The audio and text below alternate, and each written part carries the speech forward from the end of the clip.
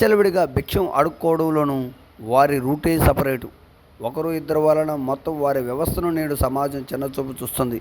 అయ్యో పాపం అనేవారు కొందరైతే, అసహించుకునేవారు మరికొందరు. భగవంతుని స్వరూపం అనేవారు కొందరైతే, బరి తెగుస్తున్నారనేవారు మరికొందరు. అయితే ఇందులో ఏది నిజం? ఇక్కడ కనిపిస్తున్న రైలులో ప్రయాణికులను భిక్షం అడుక్కున్న ఓ హిజ్రా తోటి ప్రయాణికుడు భిక్షం వేయలేదని తన శరీరంపై ఉన్నటువంటి వస్త్రాలు విప్పి అవయవాలను అందరికీ చూపించి బరి తెగిస్తున్నారు. ఈ విధానం హిజ్రాల్లో కొందరు నేటికి అవలంబిస్తున్నందున వారిపై ఉన్నటువంటి భక్తిభావం కనుమరుగై నేడు అసహించుకునే పరిస్థితి నెలకొంటుంది. కేంద్ర రాష్ట్ర ప్రభుత్వాలు ఇటువంటి వారిపై ప్రత్యేక దృష్టి సారించవలసిన బాధ్యత ఎంతైనా ఉంది.